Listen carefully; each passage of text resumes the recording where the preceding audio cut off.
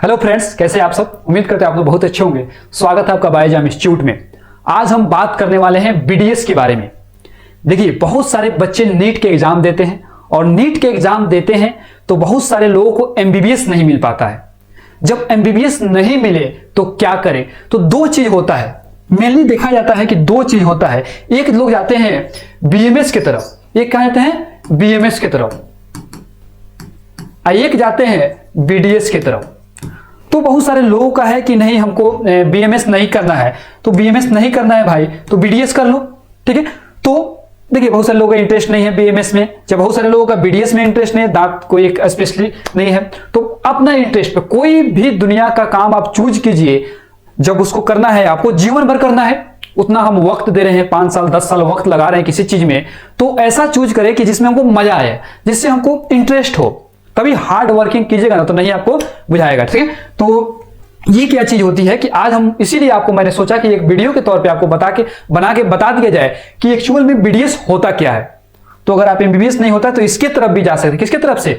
आप बीडीएस की तरफ जा सकते हैं। तो ये देखते हैं बीडीएस क्या होता है। Bachelor of dental and surgery. ये जो इसका फुल फॉर्म होता है क्या होता है? Bachelor of dental and surgery. NEET नहीं हुआ, नीट में आपका अच्छा नंबर नहीं आया, बीबीएस नहीं मिला, तो बीडीएस में एडमिशन ले लें तो आप डेंटल सर्जन बन जाते हैं, ग्रेजुएशन जब इसमें आप करते हैं। तो ये क्या कौन लोग कर सकते हैं? तो आप 12th पास होना चाहिए। किस किस सब्जेक्ट में? Physics, chemistry, biology. और कितना नंबर कम से कम कितना होना चाहिए 12th में? आपका 50% होना चाहिए। अगर आप एससी अगर कैटेगरी में आते हैं तो 45% भी रहेगा तो चल जाएगा। एससी एसटी ओबीसी में अगर आते हैं ना तो इतना भी रहेगा तो चल जाएगा, कोई दिक्कत नहीं है। नहीं तो आपका 50% होना चाहिए। ठीक है, जो डॉक्टर इतना मेहनत करके पढ़ाई करते हैं तो इतना तो आ ही आता है, ज्यादा नंबर आता है, कोई चिंता करने की बात नहीं है। उसके बाद से देखिए, बहुत सारे लोग कहेंगे कि आपका एडमिशन इसी तरह करा देंगे, तो ऐसा नहीं है।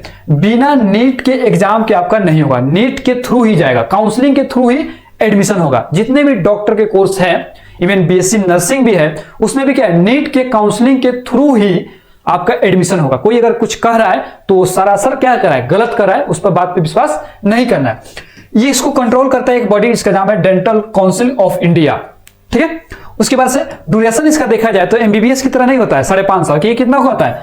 5 साल का होता है। कितना साल का होता है? 5 साल। 4 साल पढ़ाई होता है और 1 साल क्या करते हैं आप? इंटर्नशिप करते हैं। तो कितना साल का होता है?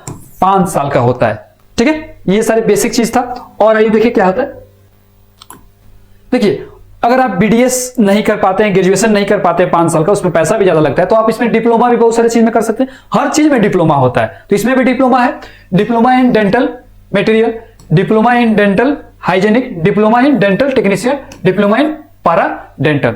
देखिए, अब ये डिप्लोमा जो कोर्सेस होते हैं ना, 2 से 3 साल का होता है। कोई भी डिप्लोमा कोर्स कितना हो सकता है? 2 साल से 3 साल होता है। लेकिन अगर आप बीडीएस करते हैं ना, बीडीएस करते हैं तो इसमें क्या होता है, मोर आपको नॉलेज होगा, ज्यादा नॉलेज होगा, ज्यादा नॉलेज होगा। ठीक है, लेकिन आप जब डिप्लोमा करते क्या होगा, लेस होगा, कम नॉलेज होगा, कम नॉलेज होगा।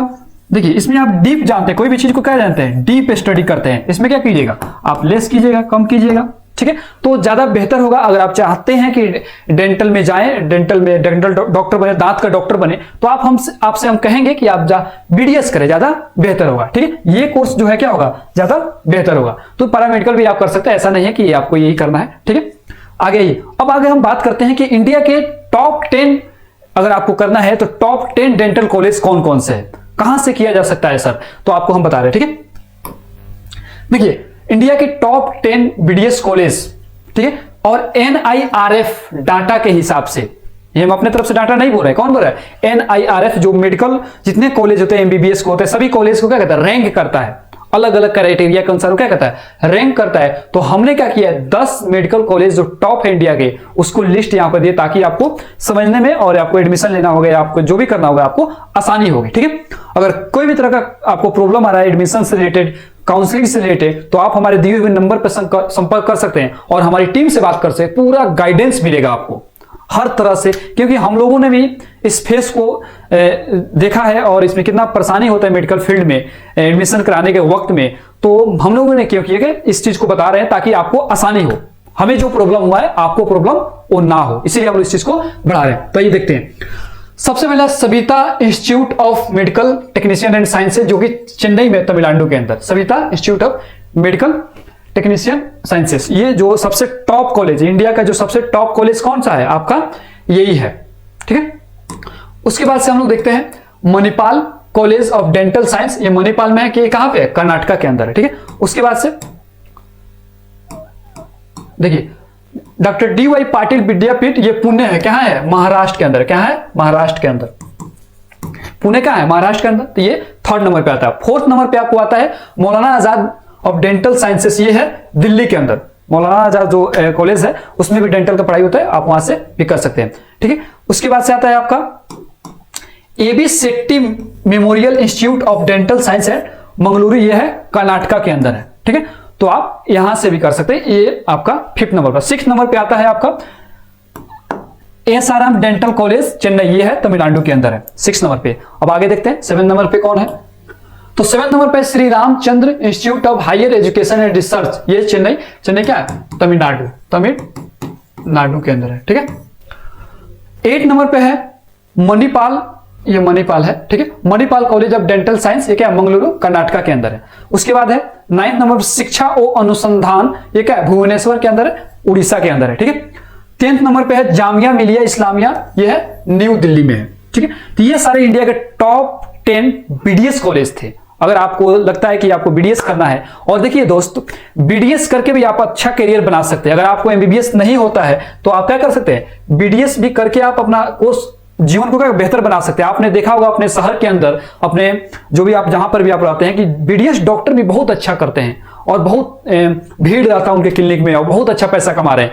तो ऐसा नहीं है कि एमबीबीएस नहीं हुआ तो जीवन खत्म हो जाएगा, कुछ नहीं है। तो आप बीडीएस करके भी अच्छा कर सकते हैं, ऐसा कुछ नहीं है। देखिए ऐसा नहीं कि एमबीबीएस बीडीएस कुछ भी करें, आपको इंटरेस्ट है, आपको मजा आ रहा है, आपको लगता है कि हम लंबे समय तक इस काम को कर सकते हैं और इसमें आगे तक जा सकते हैं और लोगों का सेवा कर सकते हैं, उस चीज को करें।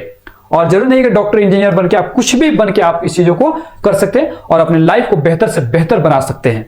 और इसी तरह से हम लोग क्या करेंगे, इस चीज को और इस तरह का वीडियो और काउंसलिंग से रिलेटेड, कैरियर से रिलेटेड अलग अलग तरह से इस प्लेटफॉर्म पे आते रहेगा। तो आपको क्या करना है, इस चैनल को सब्सक्राइब कर लेना है और शेयर कर लेना है दोस्तों में, और इसको फॉलो करना है ताकि आपको कोई भी जानकारी हो, कोई भी अच्छे तरीके से आपको मिलते रहे। और इसी तरह हम लोग काम करते रहे और आप लोगों का इस तरह से प्यार बना रहे हम लोगों को बीच में। और किसी भी तरह का प्रॉब्लम है तो नंबर दिया ही गया है, आप यहाँ पे शो कर रहा होगा, देख रहे होंगे, तो वहां से आप कांटेक्ट कर सकते हैं और आपके जो भी समस्या हम लोग सुनेंगे और उसको देखेंगे, ठीक है। तो उम्मीद करते हैं आपको ये सारी चीज समझ में आया होगा। Thank you very much.